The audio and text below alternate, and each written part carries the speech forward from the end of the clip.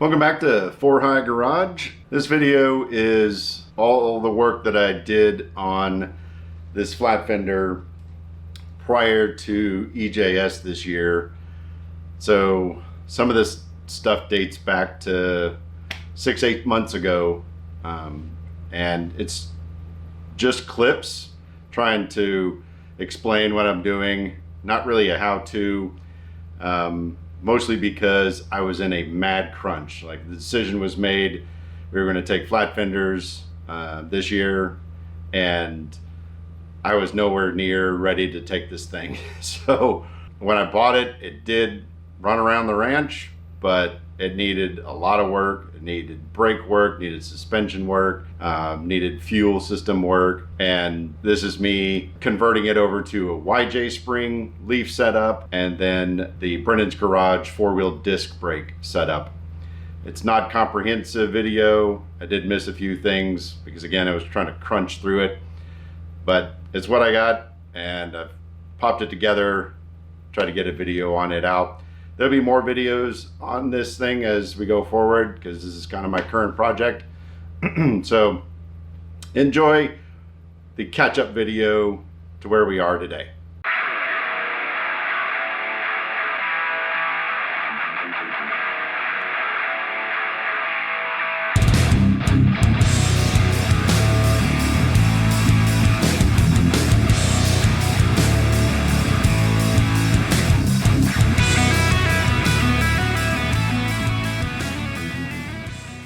Okay, so after sitting right there and thinking about this a lot, taking lots of measurements, and I'll show you once I kind of get things start to get mocked up, the YJ leaf springs have to come all the way out to the end of the bumper. The mount might even get attached to the front of the bumper. We'll have to see, but that's the length.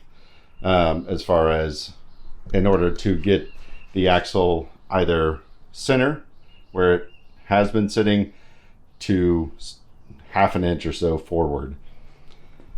With that said, I think I want to do away with this bumper. Oh, it does break my heart a little bit to take this front bumper off, because I love this. I just love all the farm stuff he did on this Jeep. I think in some video I probably showed, I think in some clip I showed that there was like a homemade skid plate, and he had a homemade welded brace here, and there was a brace over here, but it broke off. Yeah,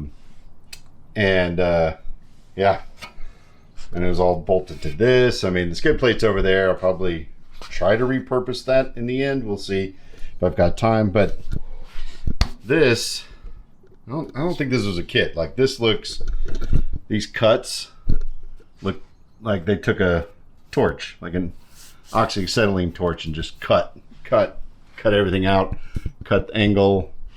This is homemade as far as I can tell. And they put these big old bolts and nuts in there, but they can't tighten it down so that this thing will swing down. So they cotter pinned it. Stuck a cotter pin. So they had to drill that out to cotter pin it. And then they drilled a hole over here to just put one of these quick release pins in to keep it from falling over. This and that might have been the original. I forgot to even ask him about this. I don't know. Or maybe it was some other implementation that he was using it for. This is clearly aftermarket, and I mean, that looks solidly welded on. So all this is going away. I'll probably keep it for a number of years. I don't know what I'm going to end up doing with it, but we'll just hold on to it for now, and probably reuse these just because they'll be additional, even though they won't bolt onto the new bumper. I'll probably just weld them on to the new bumper and just be extra gusseting for this bumper. For the new bumper, that is. It's still fighting me. So there's 4 bolts, but they're sleeved, and it's inside the sleeve that's rusting. So I had one come out, I had 2 come out, and they're looking like this. I don't know if the camera's gonna pick it up, but you know, the typical bottom of the ocean kind of eating away at it. Those are likely to be newer. And then the other ones, either the heads are snapping off or the nut is snapping off and they're still down in there. So we're gonna have to pry the bumper up a little bit. And I still have these 4. So I'm just gonna take the cutoff wheel, try to cut off the head and see if I can't knock them out and get the bumper off that way.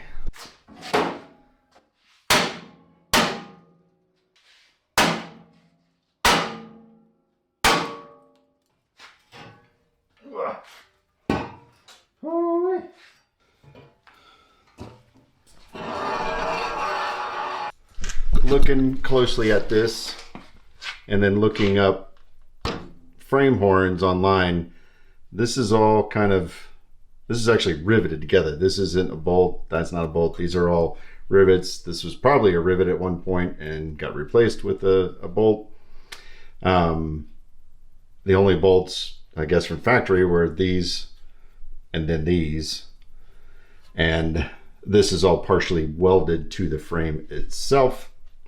The other thing I discovered is this frame, although it has a little bit of a dinging up on top here, feels true and straight.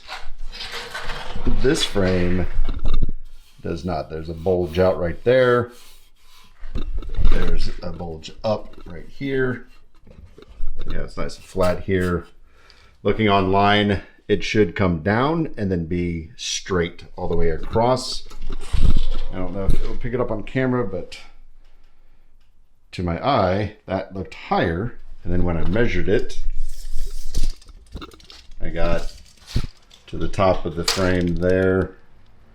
I got just shy of 25.5. And over here, we are just over 26. So we are like 1/2 inch, maybe 5/8 of an inch pushed up. And I'm guessing this is the one that got bent up. So I sat here for a minute thinking about, all right, how do I, because I need to take all this stuff off. The shackle hanger needs to be removed.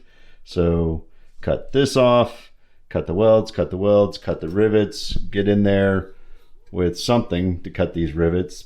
And I don't know what. Bend, do all of that, or I measured this is basically a 3x2. A 3x2 box. That's a 3x3. A 3x2 box will slide right over this. Or I cut right there and cut it off and slide a 3x2 over it by a little bit. Also fish plate on the side. And I'll get some boxing. Might even carry the boxing with some leftover material all the way through that to fully box in the front, which wouldn't hurt because this cross brace is gutted out right there. This is starting to break. So give me an opportunity to maybe crawl under there and kind of fix that as well. Or maybe that's just something I come back to and fix. I don't know. No, I really should fix it. Well, I don't know. Once the bumper is welded in place, this isn't going to be much more cross bracing, honestly. All the weight goes to the frame, carries into the frame from the springs. Yeah, I mean, push comes to shove, I can push that back towards the end of stuff to be done. But for now, I think that's where I'm going to go. It's going to be easier to cut off the tips of these, weld on 2x3 box tube, and then build out from there. Yes, I'm aware of the vent plate that's over here. Not too terribly concerned about it. I'll either carefully remove it and then rivet it on the new frame section, or I'm not concerned about that little bit right now. I think for now, before I clean up this mess, I'm going to try to just take that leaf spring out and mock up a YJ spring and see how it looks. I think that's what I'm going to do next, is get this guy off and mock up that spring.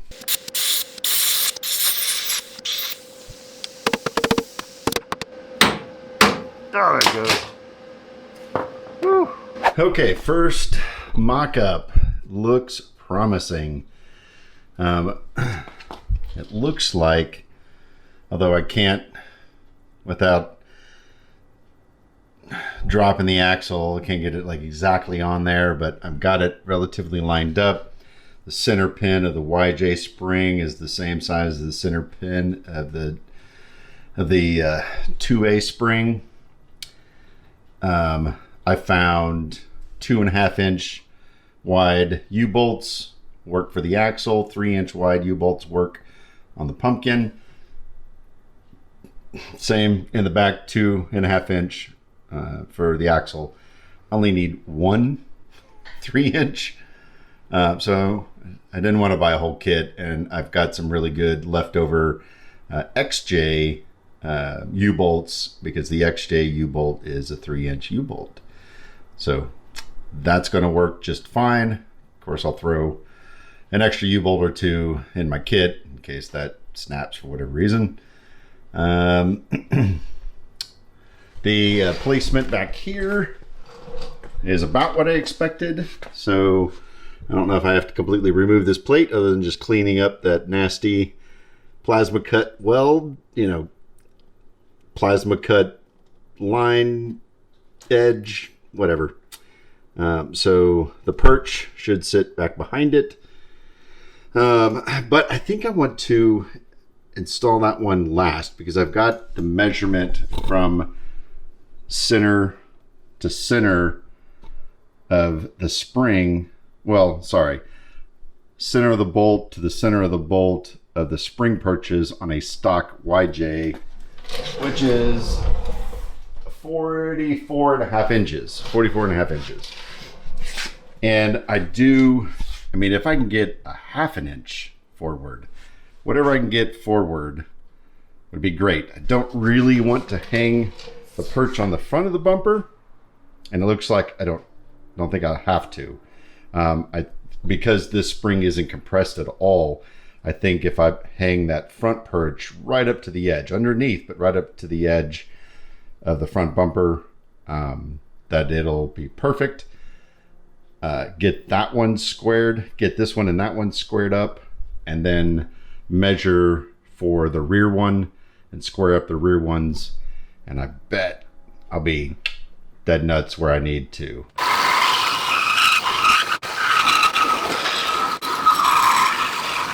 Chopped and prepped. Now to finish cutting up the extensions. Okay. Did some fancy trickery cutting on this guy. The idea here is that it's going to slide over, get knocked back, and then I'll have more space to weld and secure it. And then this lower piece can wrap up the upward angle, and I can weld all that in just to make it as strong as I really kind of think I can. Okay, not welded in obviously, but this is what I'm hoping to get to. The hooks are still up in the air, but if I can make that happen, I will. Otherwise, this is kind of the layout. I've beveled all the edges, and then What I've also done here is slide the winch plate into the frame. I don't know if you can see that here, so that any kind of pull is also pulling into the frame. Of course, these ends will all get welded up and pretty much weld all the way around underneath.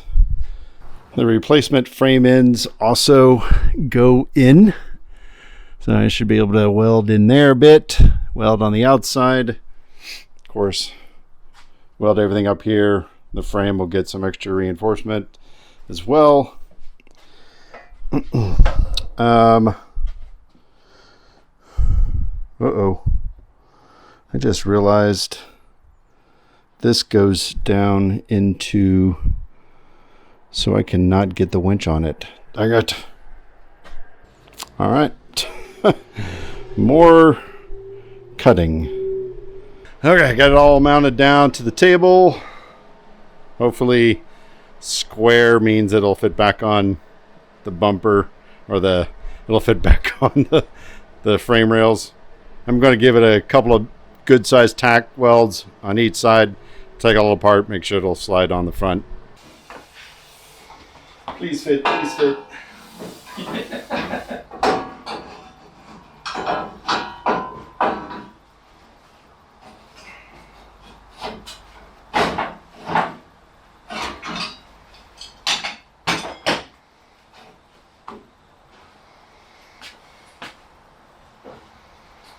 All right. I think it'll fit with the Persuader 3000. Just gotta tap it in. Tap it in.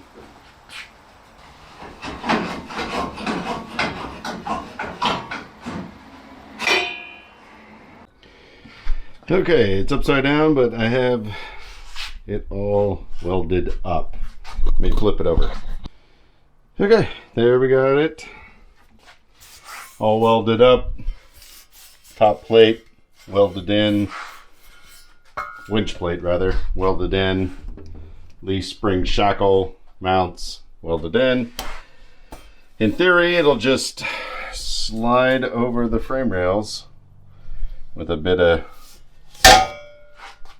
Persuader, and hopefully we can get it level and situated, then burn it onto the frame.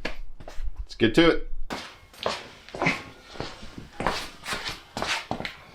All right, here we go. Round two.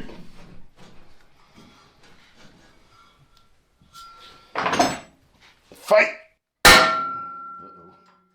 That's not going on right.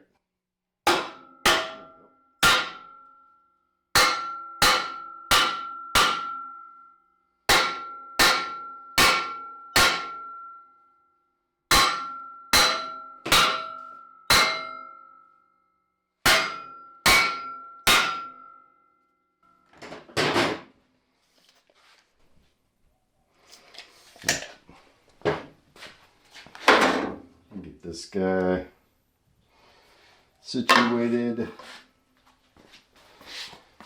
Get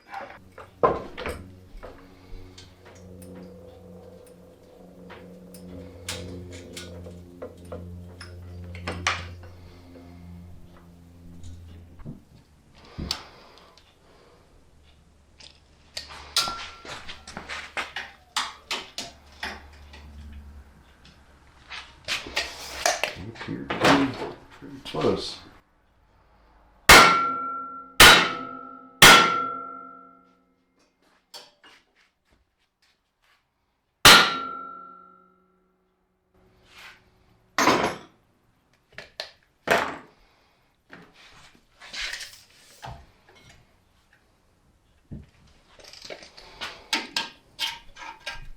Look at that.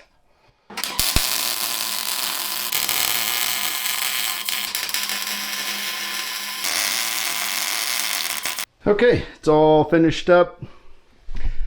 Got a rosette weld all welded up, one on the bottom. This kicks out into the frame. There's a similar piece that kicks out down here. On top, I laid a 1/4 inch thick plate. I gusseted back here, or fish plated, I forget what they call it, yeah. And let's get some better light back down in here. I fish plated this area, same over here, same over here. That ain't going nowhere. And with that 1/4 inch thick and 1/8 inch thick plate, I should be able to drill and just tap for these bolts to go on. So it'll look kind of like that after it's all said and done. That's if I got time. After it cools down, I need to give it a slap some kind of paint on it just so it doesn't get too rusty. And need to weld the back part of the spring to the frame.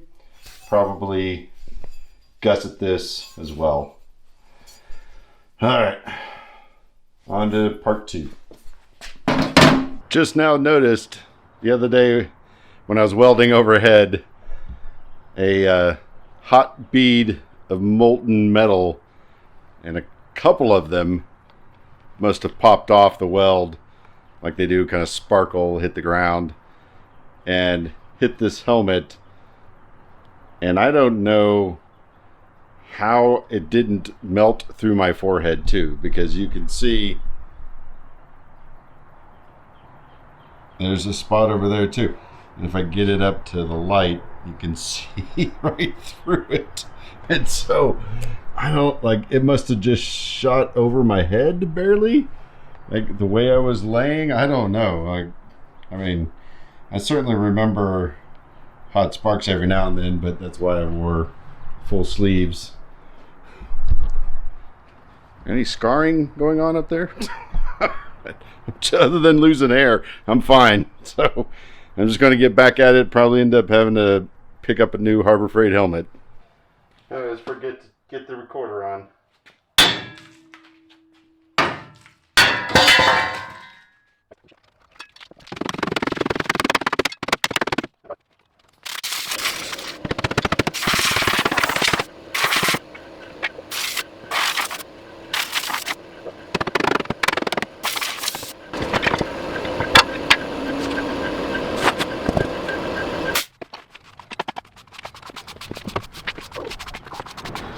Look at the size of that.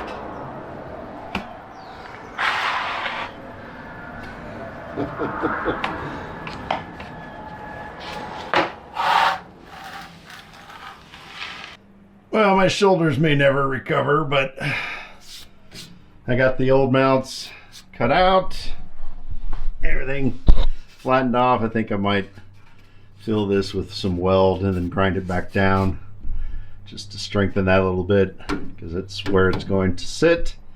And so now time to start mocking up the rear suspension. Let's get to it. Okay, it's coming right along. I pleated over the rust holes. You can roast me in the comments, don't care. It's still keeping with the whole ranch theme, just get it done. That's just to partially reinforce the end here where the shackle mount is welded to, and cover up the rust holes. Like if I'm reinforcing here, I might as well go all the way through. Reason these holes are still there is that sweet Willis Overland bumper that the rancher had put on goes through those and bolts to the frame, so those will stay. I've got the shackle mounts almost fully welded on. I've done a couple passes, preheated, since my little Miller 140 is a little lightweight for that thick steel, but 30 seconds for each side of the 4 sides of that weld with the map torch plus 2 passes. I look like I've got great penetration, so I'm not worried about that. And don't forget, it's not a pulling down force on that. it is the shackle, as it flexes, it comes out. So it's only a little bit of upward force, but mostly horizontal force, which the horizontal, this weld going front to back is the strongest. Welds are always strongest on a shear level than they are on a pull level. So I am 100%, 1000% confident those will be good welds. Only have the front tacked in. I did measure 4 times, cut 8 times, and that is my 42.5-inch measurement that I switched to when the front came out to be 2 inches too long. And but it's only tacked up there. So if I get the back end in and find that I really do need that extra 2 inches, I can just cut those tacks, move that forward too. This is as far back as I want that shackle mount to go, so that it's mostly welded to the frame. And then, I can barely walk, I cut out these that still need a little bit of trimming, but that'll be my gusset right there. We'll just weld that gusset on, and these guys will be super strong. Right now they're smoking hot. Getting this distance worked out was days worth of work. My research told me 44.5 inches from eyelet to eyelet on the frame side of those two, and it actually worked out to be 42.5 inches for sure in the back. 42.5 inches with stock YJ shackles, which were, I forget how long they are. Not very long, like maybe 3 inches lengthwise, maybe 4 inches. The front could have been maybe, let me think about this. Front kick back further, could have been 43 inches or maybe 42.75 inch. It also kind of depends on the height of the shackle you want to work with. And so I didn't want, 6-inch shackles to kind of cheat lift or anything like that. I wanted a stock shackle length.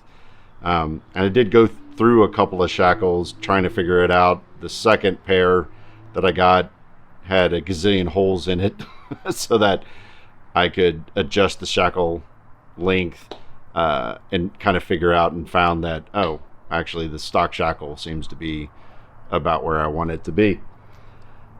So the shackle length that you're running, the distance between those two mounting holes will vary in order to change the angle of your shackle. And you want that, I think it's 30 degrees ish shackle angle. And I probably have more 40 on the front. So I could have brought this mount back a little bit, but it's good enough as far as I'm concerned. And again, the taller and longer the shackle is, the more height you get. I am running stock steering. I don't know if you can see that over my shoulder or not. I did look into, with the help of the Facebook group, one of the Facebook groups I'm in, forget which one.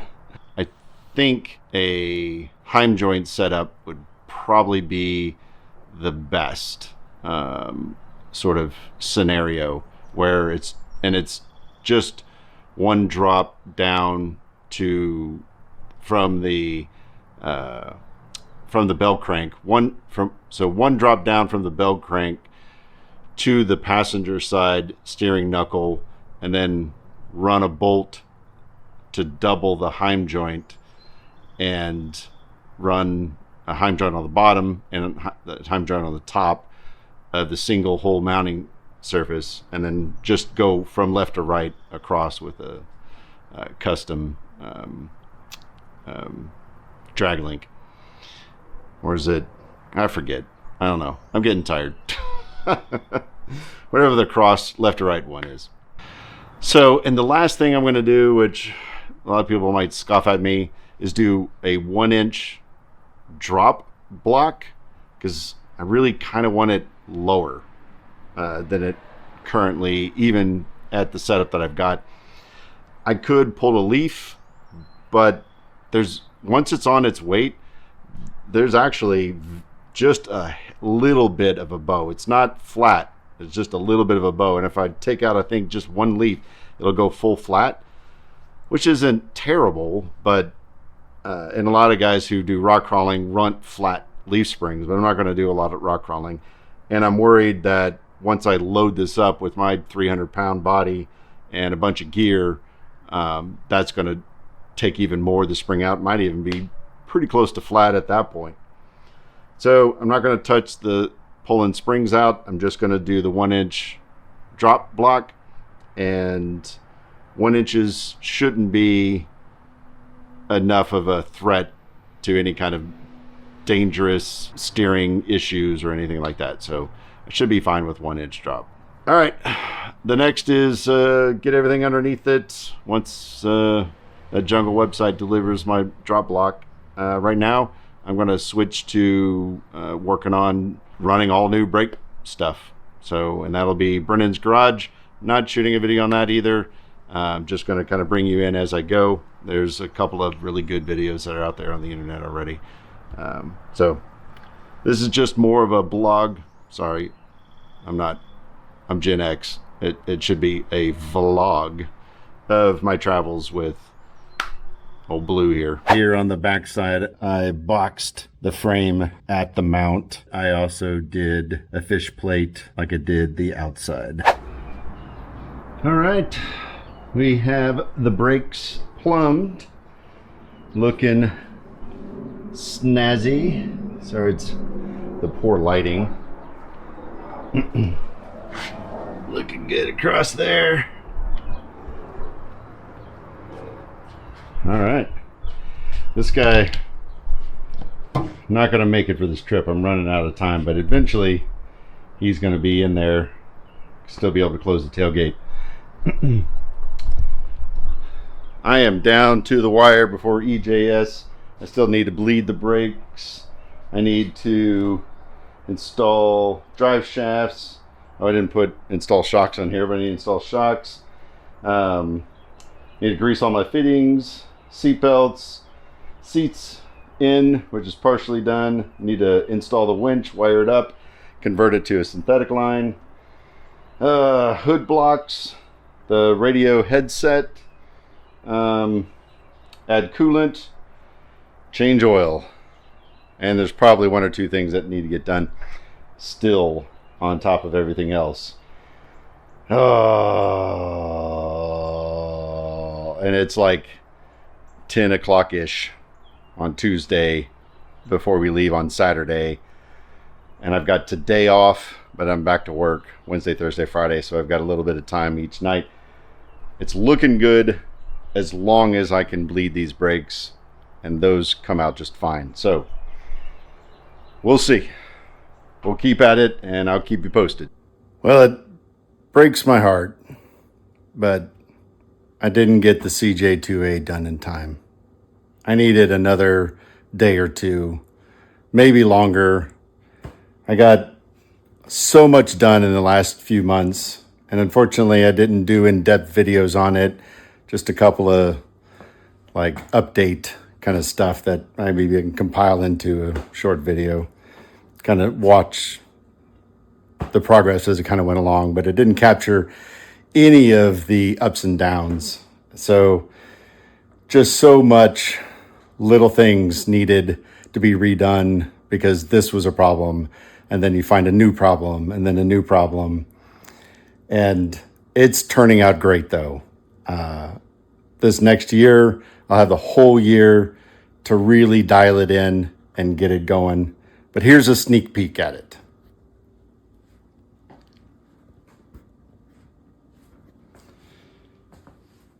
YJ axles, YJ leaf springs, Brennan's Garage 4-wheel disc brake setup, which as far as I can tell is going to work. Right now, I'm just running into one fuel problem after another, and that's I've run out of time. It's 5:30 o'clock on the night before we need to leave, and I gotta get the XJ ready so I have something to take.